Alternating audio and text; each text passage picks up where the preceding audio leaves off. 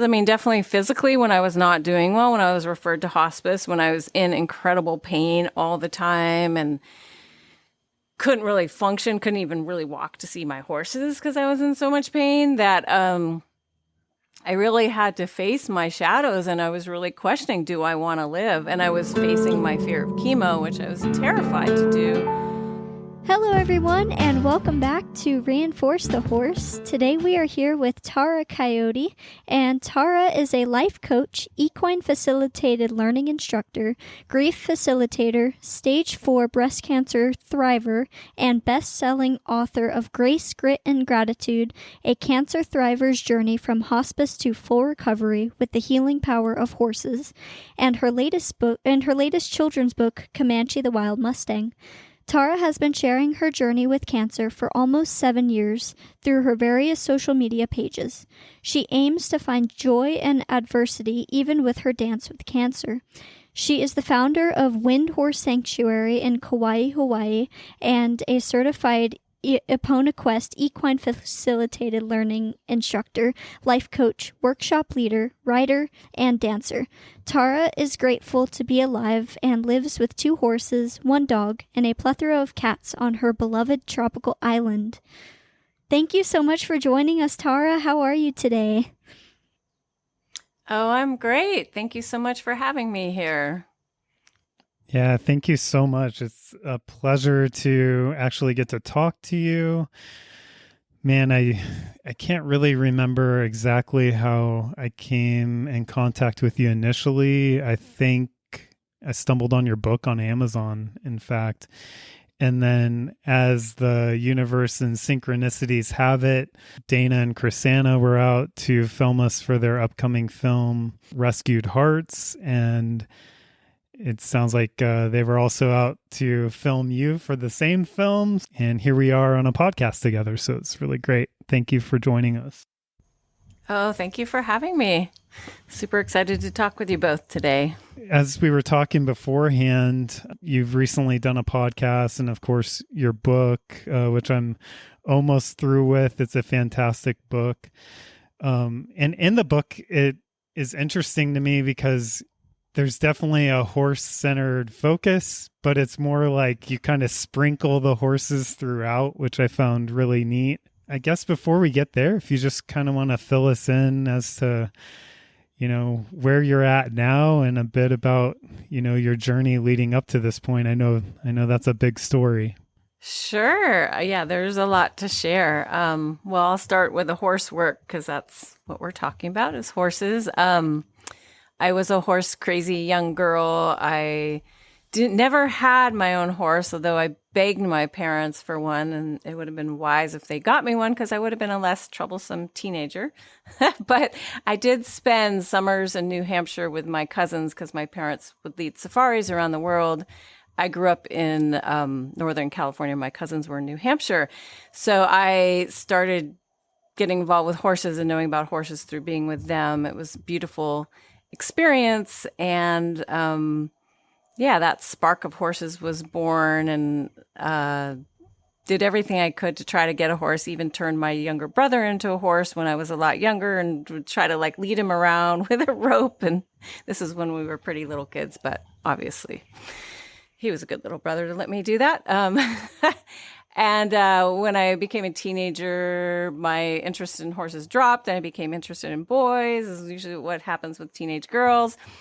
And fast forward many, many years later, I was about 38, 39, and I'd gone through a pretty traumatic incident with my husband at the time. We're not married anymore, but we're close friends. And I was in a very dark, dark, dark place. And I got the hit intuitively that I was supposed to spend time with the horses again, which absolutely made no sense to my linear logical mind. I was a Pilates teacher at the time and ran a very successful Pilates business. And I had read Linda Kohonoff's book, The Tao of Equus, about a year before. So that seed was planted from her book, I think. And I was in such a dark space. I'm like, okay, go spend time with the horses. All right, I'll do that. So I found a woman who did equine therapy, and I had a session with her. And that one session was so profound. It was like months and months and months of therapy for me. And I ended up having a few more sessions with her, and that gave me a sense of hope and tapped me into my heart again and helped me get through the profound grief and trauma I was experiencing. And it so touched my heart that I decided to go take a workshop with Linda Kohonoff at Quest in Arizona and one of her colleagues, Shelley Rosenberg. And the work deeply, deeply inspired me. And I thought, I think I need to shift my life dramatically. And I ended up, over a period of a few years, selling my Pilates studio, getting my first horse, Comanche, whom I wrote about in a book, Comanche the Wild Mustang. He's very famous now. And eventually was trained to do her work over a period of a few years. And eventually I sold the house I was living in and I bought a ranch and a few more horses, and everybody thought I was completely crazy. They're like, don't you want to try this out? This is hard work. And I'm like, nope, I'm going to do this. So I ended up running a fairly large horse retreat center in Northern California, Nevada City, called Wind Horse Sanctuary for many years. And it's beautiful, beautiful life. I now live in Kauai, Hawaii, due to all my health incidents and all that. And I still run my business, equine facilitated learning business, on a much smaller scale. But my health journey is a whole nother story. But my love of horses has gotten me through so much hardship. And that's what my book's about: grace, grit, and gratitude, a cancer thriver's journey from hospice to full recovery with the healing power of horses. So that's my horse story in a nutshell. Very grateful to these benevolent beings. Yeah, I definitely picked up on that in your book. It sounds like you almost had like kind of a returning throughout your journey dealing with cancer, where the horses were a profound kind of foundation and staple for you. But then as you talked about, like, you had to leave them for a while as part of that healing journey, and then ultimately come back to them, which was really interesting for me, because I'm at a point right now I can't imagine leaving the horses, right. But I can see where you might have been able to free up some energy in that way, to make room for more healing, at least in the early stages. Yeah, it was hard. For a while, I was in Kauai and they were in Northern California. And that's when I was in a really bad space health-wise. And I was trying to figure out if I was going to bring them to Kauai or not, because, of course, it's a long ocean journey for them and costs a lot of money. And so, I was separated with them for a few months, and that was very difficult, but logistically it was tricky. And then when I was going through treatment and I could barely walk and I was in a lot of pain, I wouldn't see them as often as I could. So, but I always felt them there. They're such benevolent beings that I felt like they held my heart through it all, even when they were 2,500 miles away. Do you feel like that's like a quantum connection? Like once you connect with a horse, they're kind of always there, kind of like some people might call like a guardian angel? I love that. I do think so. Yeah, we're very, very connected. Even now when I travel to the continent, to the mainland from Hawaii, and, I'm 2,500 miles away from them because they're in Kauai now, I still feel that connection. It's very vibrant and real, even though I miss them and caring for them. So there's a lot to say about the horse-human healing energetic connection. Yeah, I know Alyssa and I have talked a lot about that in the recent years. One quote from your book, when you're talking about kind of making that shift and that thought of having to sell your ranch and make room for your healing, be it financially and emotionally and otherwise. You said, even if I have to let go of this ranch and luminous creatures, I will be okay. It will be a hard-hitting blow, though. Can you take us back to that sort of feeling that you had going on? And man, as I sit here and talk to you, and again, it's so fresh in my mind because I'm just going through your book. So I know this is like years past for you, but as I'm sitting here talking to Tara Coyote, it's like I'm knee deep in the emotion and the aspects of like feeling that you were going through, because you very eloquently like put that into words in the book. But can you take us back there and kind of articulate more as to like what was going on in your mind and in your heart with those decisions? The cancer journey in brief is that I was diagnosed with stage 3 breast cancer in September 2016 when I was running my horse retreat center. My best friend of 19 years had just died almost exactly 1 year previously from acute myeloid leukemia. And it was devastating when she died. Actually, just to bring in some of the horse work, I ended up creating grief rituals with horses after my best friend died, which has been a big part of my work of working with people with horses with grief. So when I was diagnosed with breast cancer, I had so much trauma around her illness, of spending months and months and months in the hospital, and just horrible memories of things that happened to her. And I was so traumatized that I decided to go completely against the mainstream mode of treatment. They wanted me to do chemo, surgery, radiation. And I said, no, I'm going to go all natural, which is what I did for a few years, and was fairly successful until a stressful incident occurred, which leads up to what you were asking about. And I was forced to let go of my ranch, which was just horrible. And during that time, the cancer spread throughout my body from stage 3 to stage 4. It ended up going from my breast to my lungs, my liver, my spine, my adrenal gland, my hip, many places actually in my bones. And I had a very hard decision because I didn't want to let go of my ranch. I worked so hard at that point. I had 4 horses, and I loved my life there, and I loved the business, and I loved my clients, but it was apparent that there was no way I could financially make it because, of course, those of us with horses know horses are quite expensive. And, so I was very torn, and I realized I wanted to go back home to Kauai, Hawaii, which is where I am now, which is where my dad's from. I have a off-the-grid yurt that I live in, and it just made sense to come back home for healing because there was no way I could stay there.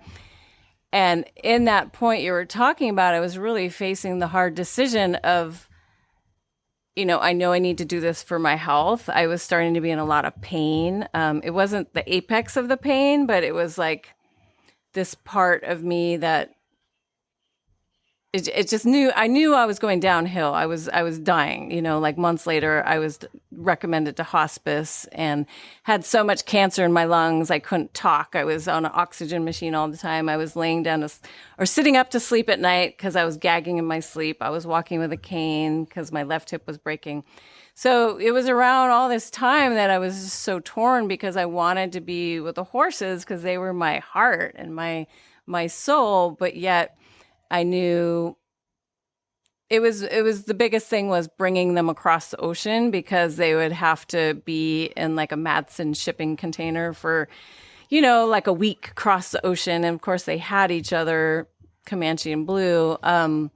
But I was like, can they endure that? Is that kind to do that for them? It was a 3-week journey from start to finish because they had to get certain immunizations to come here and da-da-da-da-da. And then also, the cost and everything. But I just really tapped into my heart and I'm like, no, I need these creatures here. They are my heart. Like I can't really visualize life without them. They really are everything to me. It's like those of us that care for horses, it's like a chop wood, carry water type of thing of feeding them 3 times a day. They keep me grounded. So I realized I was like, these creatures are part of my healing. I cannot heal like I want to without them. So I decided to take the leap of faith and bring them here, which was a good decision. I'm so glad I did that. Are they still with you in Kauai? Yeah. Comanche and Blue that I talk about in my book, they're here. I live on 3.5 acres and I'm up against a large plot of land with cows and other horses. And so, yeah, they're here. I do this thing I love called living with horses, where I close the front gate and they're able to just walk around freely, up to the door of my yurt. And yeah, it's a lifestyle for me. My friends call me Pippi Longstockings because I've got horses right outside my door. So yeah, they're here and they just feed my spirit every single day. And I'm still doing the equine facilitated learning work with them, but I have 2 now instead of 4. So that was made much more sense to bring 2 horses across the ocean rather than 4. Oh, yeah, that makes sense. Where did your journey with Comanches start? I heard you have a children's book about him, and I'm curious about his story.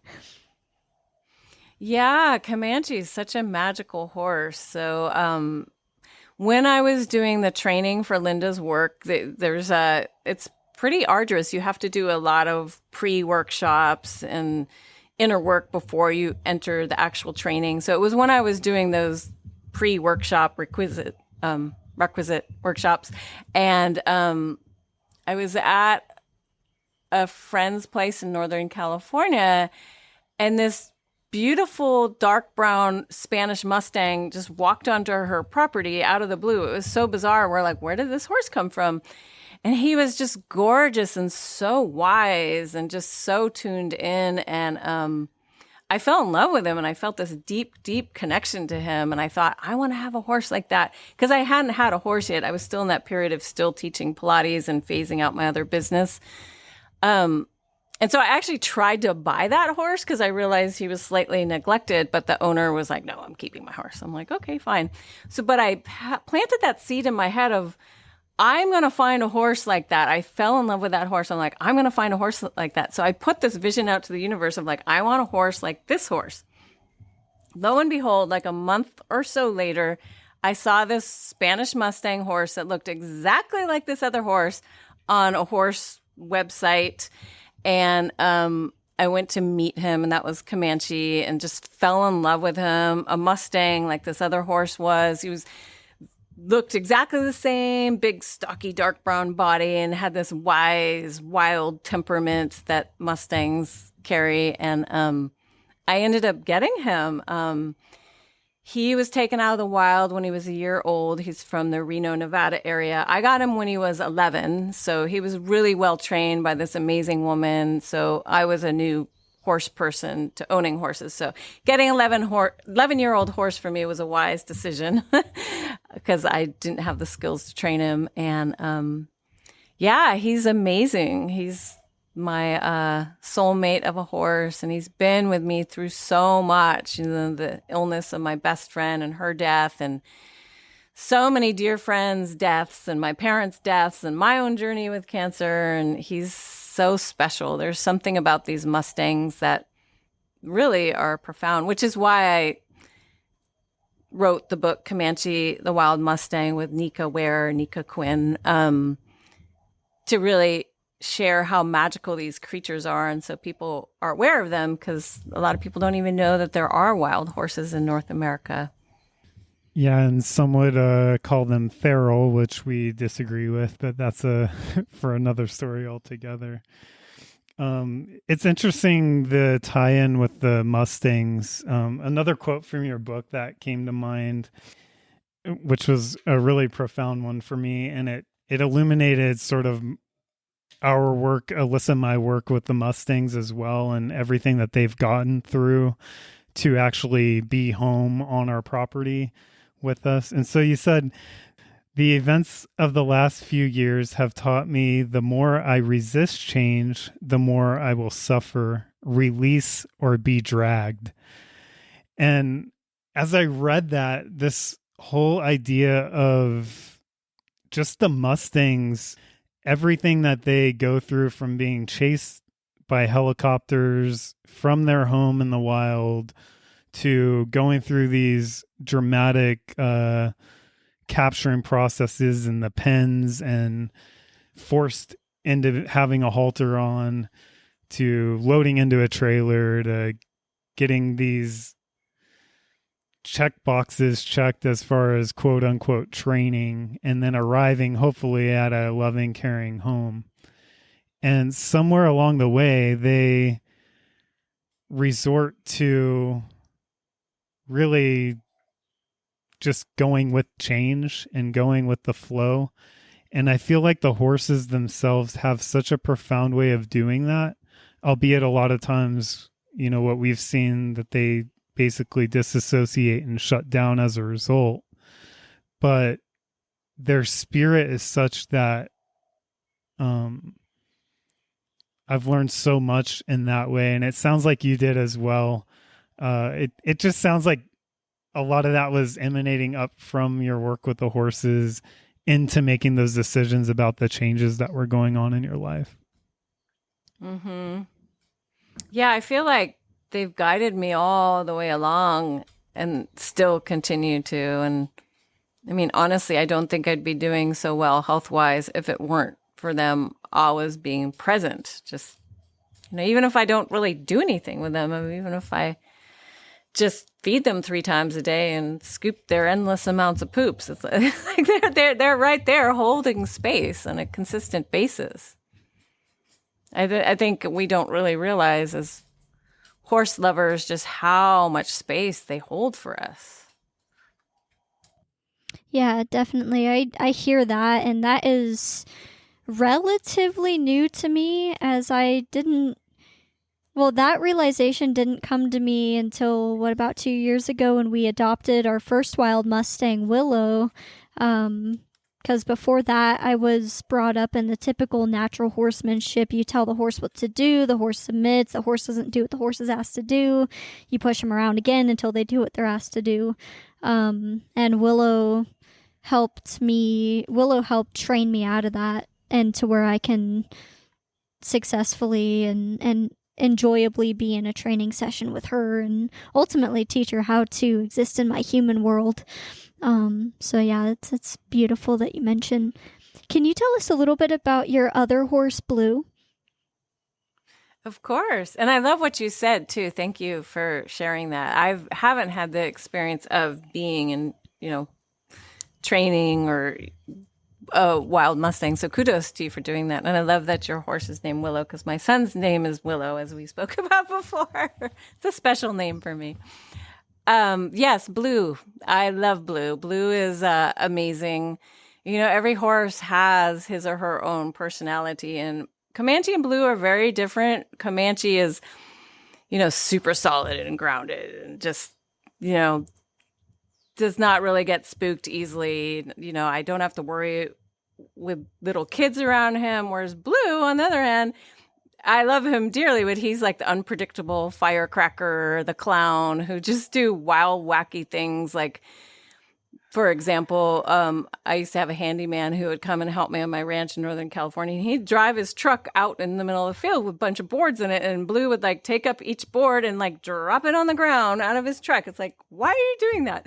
So he's just unpredictable and just a goofball and highly intelligent and friendly, and the one will come and nuzzle clients, whereas Comanche's like, oh, I need a little bit of space. So not that Comanche's not friendly, he is, but he's just more kind of on his own. But yeah, Blue's amazing. And it's interesting too, the whole topic of how animals and horses absorb what humans are going through. So Blue is diagnosed with squamous cell carcinoma, a tumor on his eyelid, about 3.5 years ago, around the time I finished treatment. And he's doing relatively well. He still has it there, and I give him a plethora of, great nutrients like I give myself. But he's living and thriving with cancer like I am too. So it's very fascinating that we're both walking this similar path. So, I mean, I really do believe that our animals absorb what we're going through, and I know that's part of his truth. Even though I actively ask them not to take on my stuff, but I know that that's part of us being close. So, yeah, he's a love. He's gorgeous too. He's brown and white. He's a paint horse. He did have one half blue and brown eye and one full blue eye, but because of the sun here in California, the blue and brown eye has uveitis, and it's now blind and kind of black and glossy. So yeah, he's gone through a lot, but he's just still happy and functional, and horses seem to adapt well with various challenges.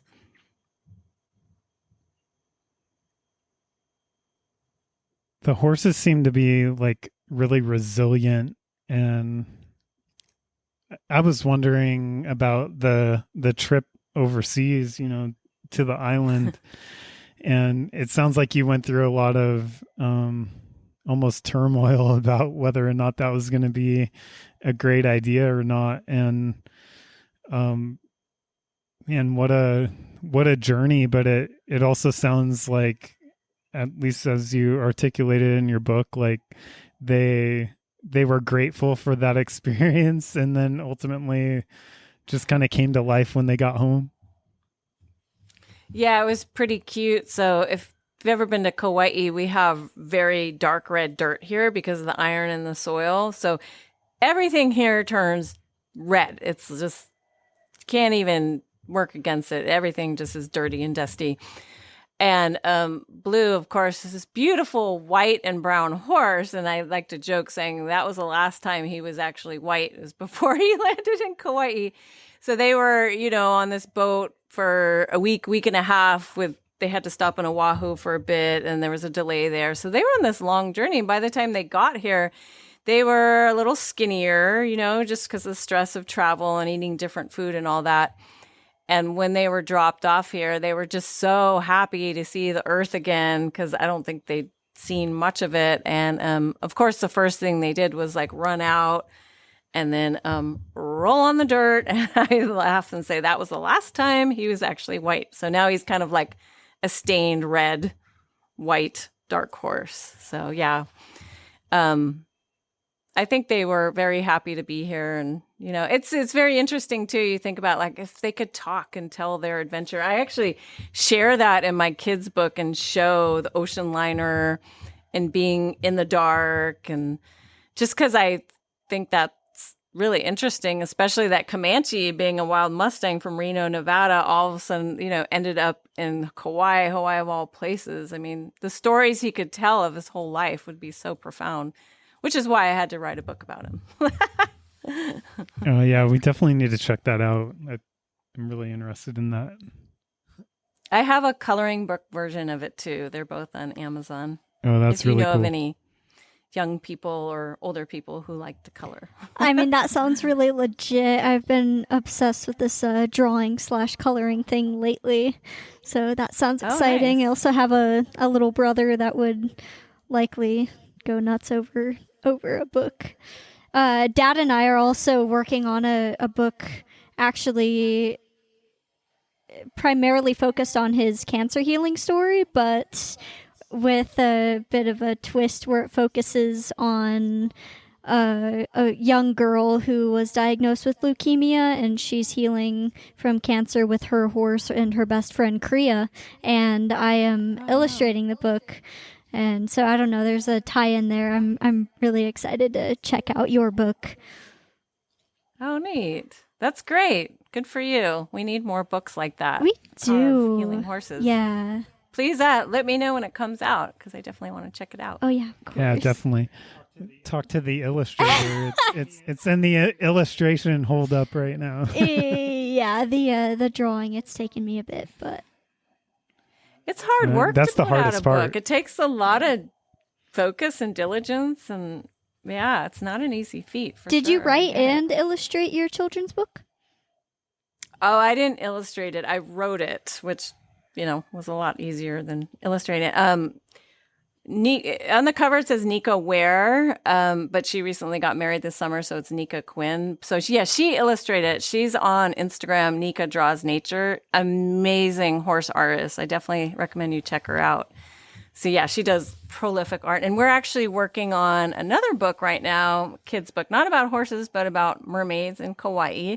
It's a book about ocean conservation and plastic reduction, because I've been really into mermaiding this last year, and about promoting awareness about the ocean and how important it is to have a healthy ocean ecosystem. So yeah, another book is coming out soon, and she's illustrating it, not me. That's very cool. So just talking to you now, you have like this sort of lightness about you, which I find so remarkably remarkable. um and I know like our listeners are listening via audio. They can't see the lightness about you, but I know they can feel it. And you've gone through, and you mentioned earlier in our discussion, just like this period of darkness and how the horses have kind of helped ground you and keep you centered.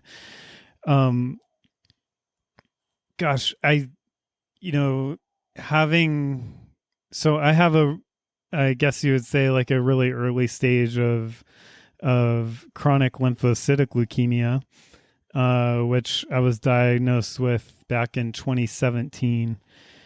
And so then darkness ensued for me, and I didn't really realize it until about, I would say probably about 6 months ago. I realized that I was basically in kind of a suicidal state, but not like I want to slit my wrist sort of suicide. More along the lines of just like, I have cancer. What's the point? You know, and it doesn't sound like you ever got to that point, at least as you articulate your story in your book. But it sounds like you definitely dealt with the sinking into the abyss, as it were. And you mentioned the goddess Inanna, and I hope I'm pronouncing that right. And going through those stages of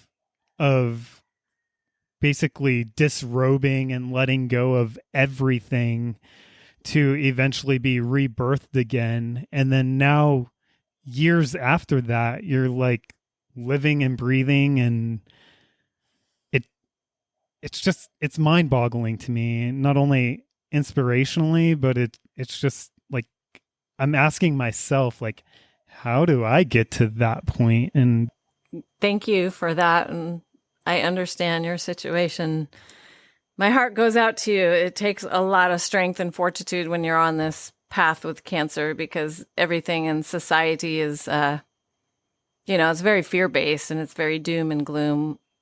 So I really get it. That's part of the reason why I speak up and I share my experience to be like, hey, yeah, it's difficult, but it doesn't have to be a deal breaker. It's even, we're all going to die at some point, and that's a whole nother concept. But I think we're just so scared of death in our culture. We're in a death phobic culture. So I think that when cancer comes into play, there's an extreme amount of fear because we're not taught in our culture to face our fear of death, because it's just very sanitized, so to speak.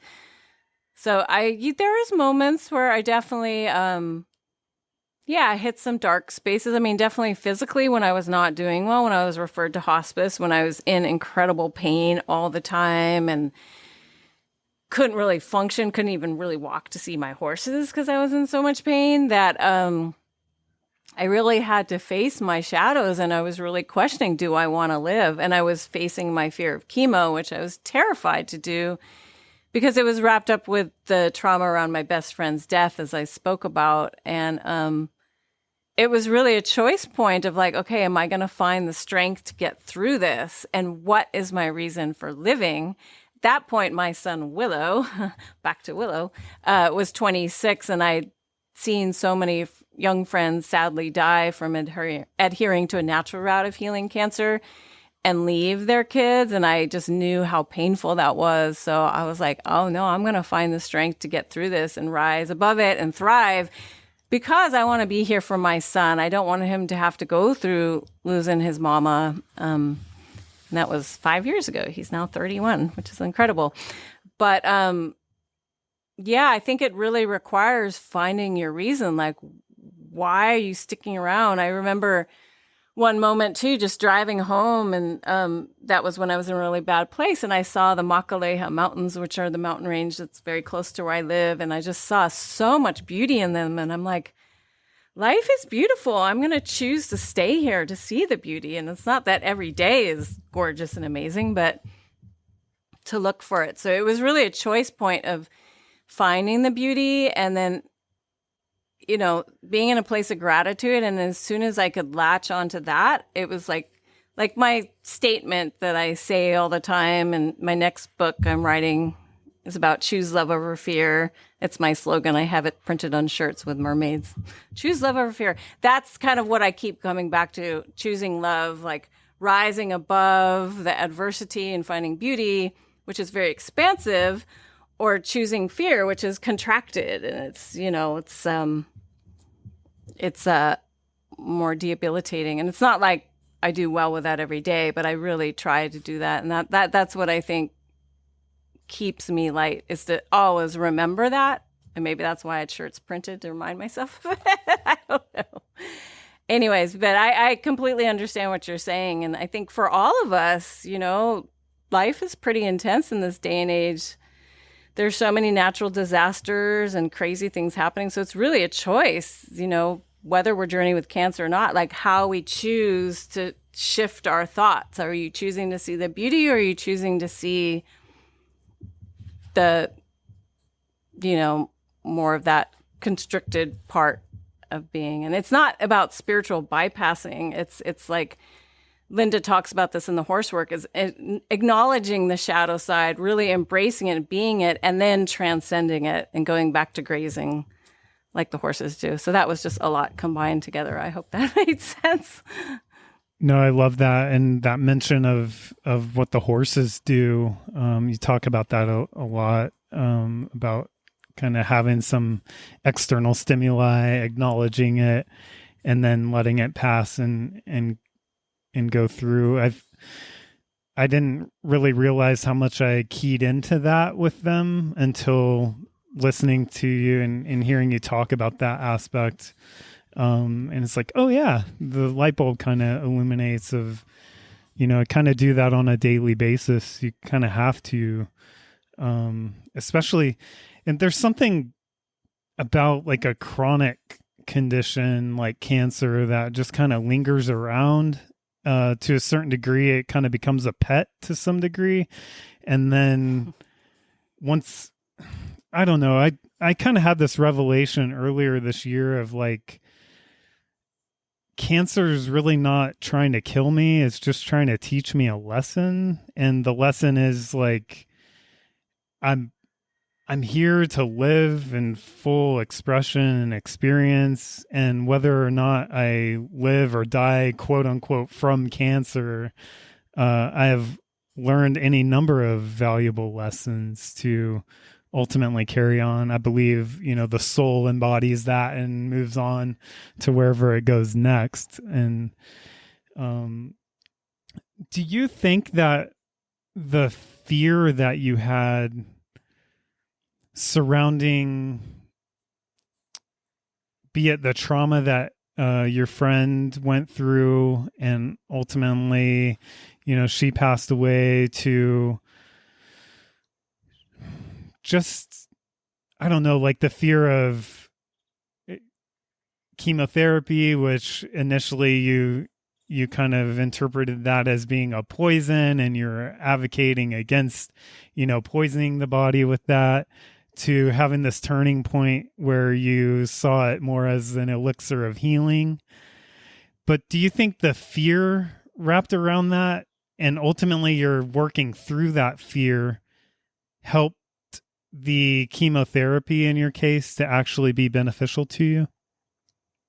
Definitely. Yeah. I talk about that a lot. Our thoughts create our reality. And like you said, I was the poster child of healing cancer naturally for years and was podcasting about it and writing about it. And so for me to choose to do chemo, and then the fact that I was in the public eye and I had many people follow me, was a very hard decision for me. But I really, really had to work hard because, like you said, I was thinking about chemo as poison that would kill me before. And then it was like, okay, I have to shift my thinking. I did the work of Byron Katie, which is very powerful. There are 4 questions to help you turn your thoughts around. I worked with my dear friend Bethany Webb, who wrote the My Guru Cancer, a great book about that, to help me shift my thinking, where when I went in and I was getting the chemo drip in my body. I was like, okay, this is healing nectar, healing elixir that will help me. So that's what I'm writing about my current book too. It's like how our thoughts really create our reality, and we're actually programming the neurons in our body. It's been scientifically proven. It's super fascinating. So it's really a thought process. And I just also want to add too, with what you're talking about, I really think that those of us on a cancer path, like on some level, our souls chose this for like a rapid acceleration, because it's not an easy path for sure. And it's really, you have to face, like, you're on this razor's edge of really having to claim life and accept death in the same breath. So my heart goes out to you and what you're going through, and that I understand, and that it's really a path of growth. It can be. Well, thank you. And also thank you for just illuminating how like difficult it can be, because like where I'm sitting now, like I'm in actually like really good health all the way around right now. And to, hear your story or read your story about how athletic you were, and to have you acknowledge your body just kind of deteriorating and knocking at death's door, so to speak, to acknowledging that, but finding the beauty from within. And I mean, shoot, even the pictures that you post throughout your book of you just glowing with even just the bald head, and like, embracing the aspects of like, this is the path that I'm on, and just the beauty of life flowing through. I just want you to know like how touching it is to, and I think for me, the only other person that I've come in contact with lately that has had such a profound, moving aspect to my life is Anita Morjani in her book as well. So very similar stories that you both have. Thank you so much. She's an incredible woman with an incredible story. Yeah, it's amazing to just hear other people's... I'm butchering this. It's not really even a quote, because I don't know if it's a quote, but I've heard it said that like, if you look at your own situation, there's always somebody that's going through much worse, or something like that. And so, and that's that's always been true in my life, to, acknowledge the fact that things can be bad, but there's always somebody that's going through a different journey, and albeit even more difficult than what we might be experiencing in our own life.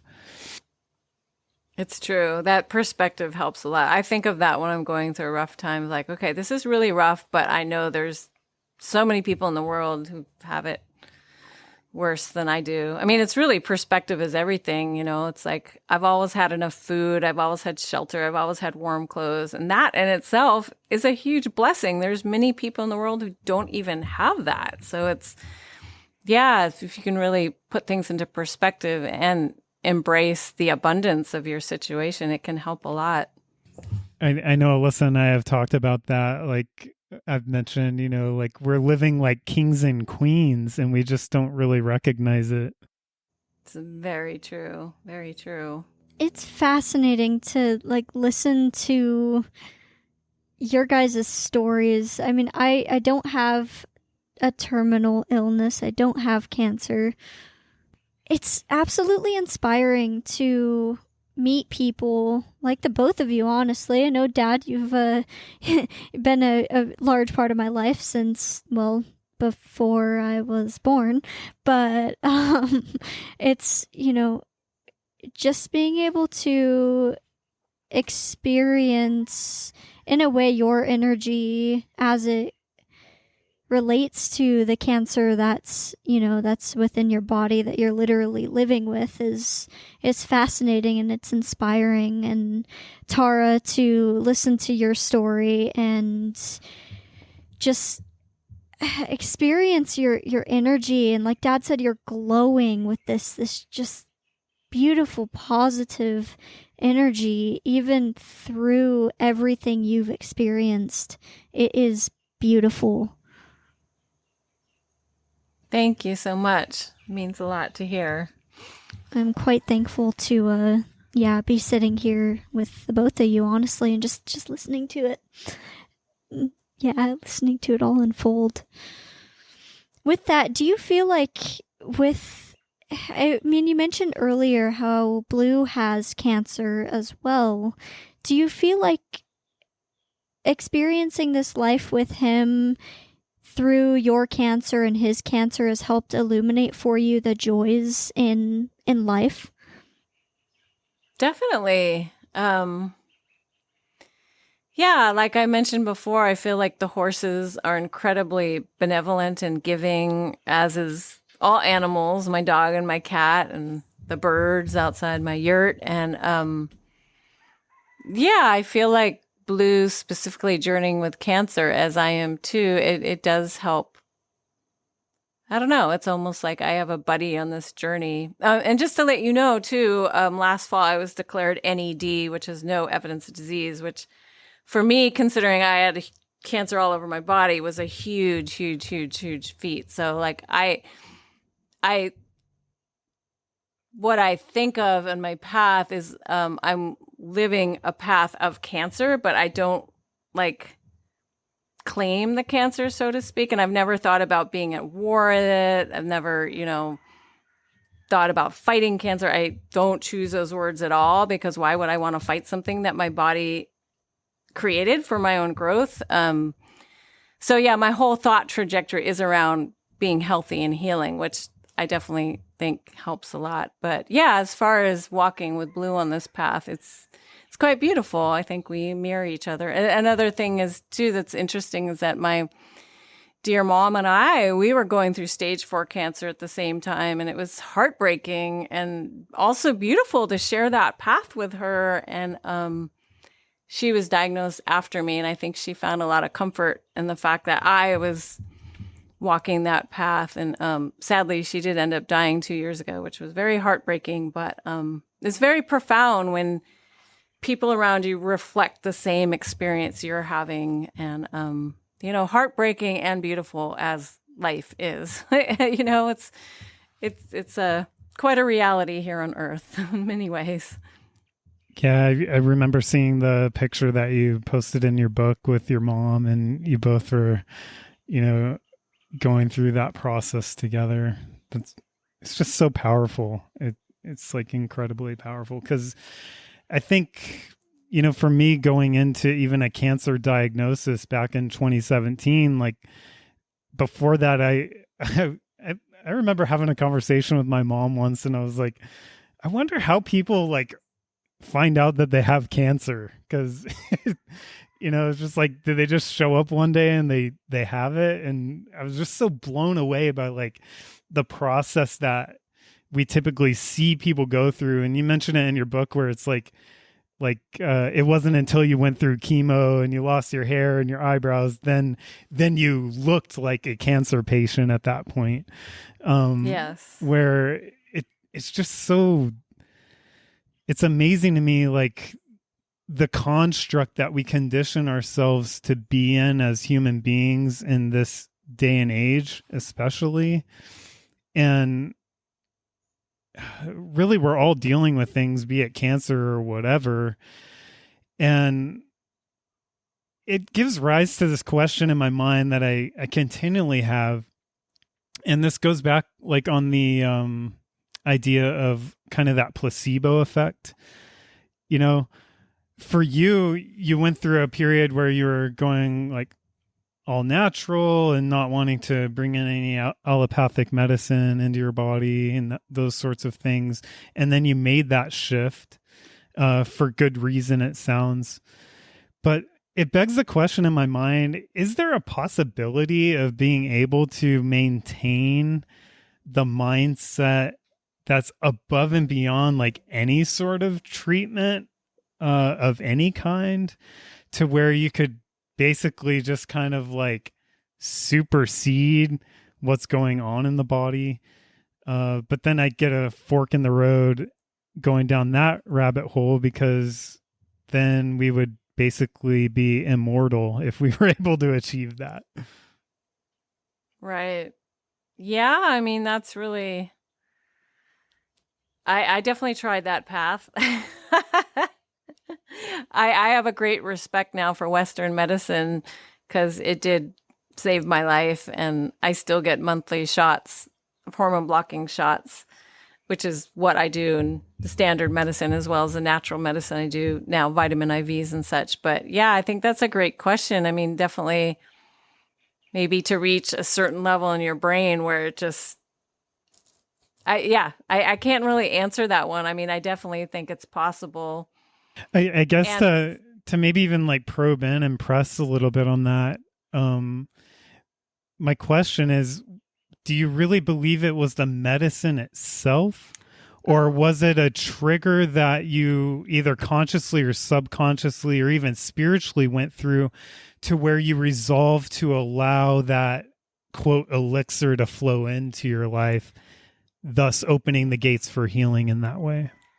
definitely, thank you for explaining that. Yes, yes. I definitely believe that that's part of it is, or a huge part of it. I think the mind is actually more powerful than the actual medicine. I mean, I think the medicine is important, but seeing yourself healing and really embracing that is vital, because they say that the book Radical Remission is a book I highly recommend for people going through cancer. It's like, it's been proven that if somebody says, oh, you have 6 months to live, that usually around 6 months, if the person believes it, they will die. So it's really about choosing what you want for yourself. And then that will switch your neurons in the brain and tell your body that you're actively healing. So yes, I do believe the medicine was beneficial, but what was more important was the inner healing I did. And also what I talk about in my book is, clearing away unhealthy relationships, unhealthy patterns and ways of being. That was huge for me. My partner and I of 4 years ended up splitting up during that time after I broke my left hip. And it was very painful, but it was a very smart decision because there were unhealthy elements of the relationship that I feel like were preventing me from healing. And it's up to every individual what they do for themselves. Everybody's different, but that is what I needed to do to really claim my sovereign power to heal. So yes, definitely agree with you in there. Yeah, that's definitely profound. And wow, there's just so much to this, and kind of speechless because I don't really know what else to ask. It's like you have so much to share, and it's been really illuminating just to like read your story. Do you have anything, Alyssa? Well, I'd like to ask you, what's your favorite way to reinforce your horses? I think just being with them, just the act of being with them, living with them on property where they're running or, moving around freely. Just the act of spending time with them. I think listening to them. I love doing equine facilitated learning sessions with people just to see how people respond with them and see how the horses show up.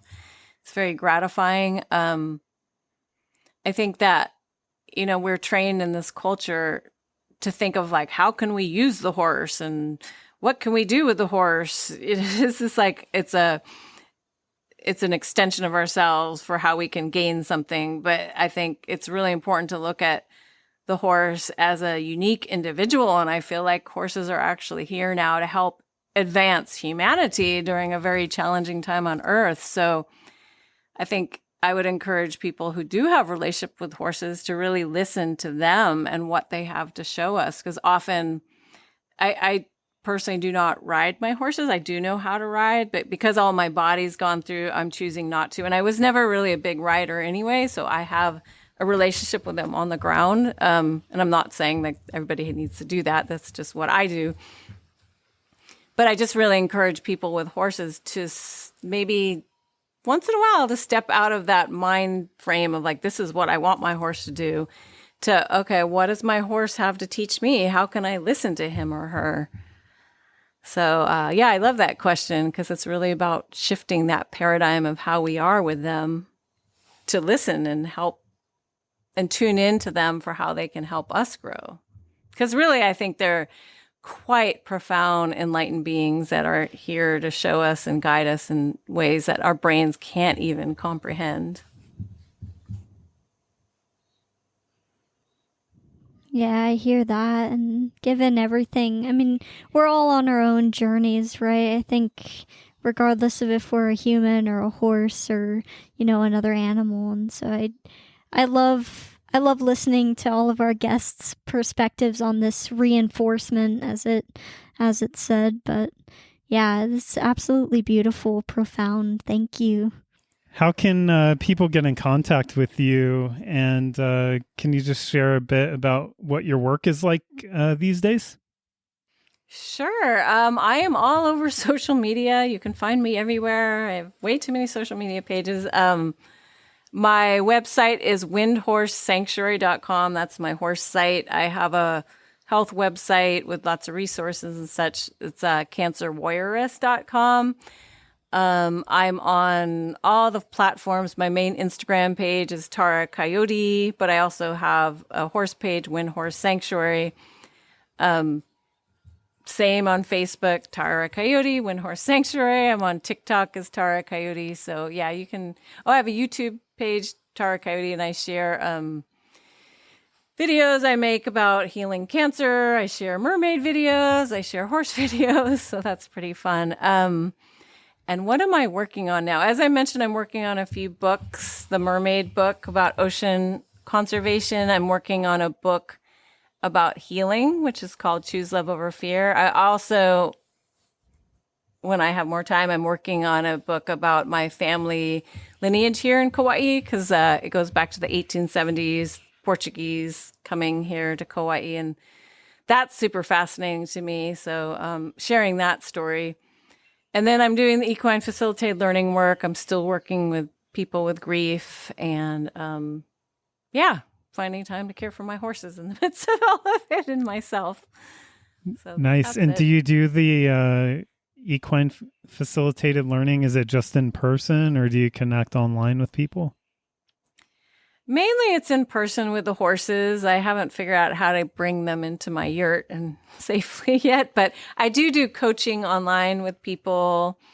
So that's one way to work with me, or on the phone. But yeah, Very if anybody cool. wants to come to Kauai and experience the horse work, I would love to meet with you and have you here. I would love to go down there.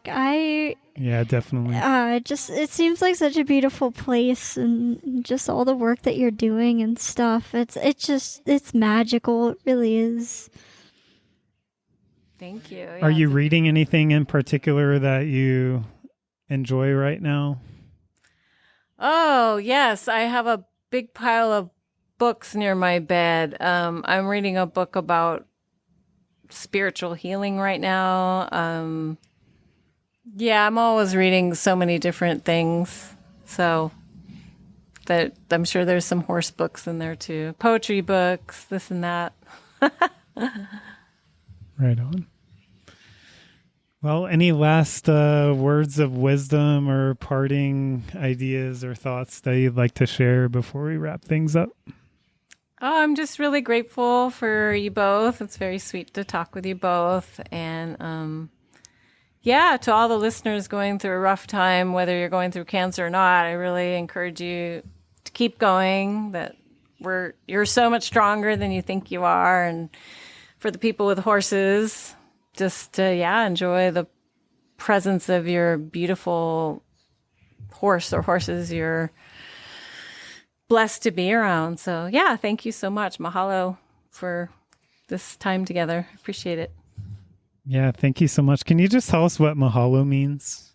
Sure. Mahalo is a Hawaiian word, and Hawaiian words have many different meanings. So there's aloha, which is a greeting. It's like, hello, it means love. There's multifaceted levels and layers to it. Mahalo is more about goodbye, but it's also embracing love too. I mean, the spirit of Hawaii is so love and heart centered.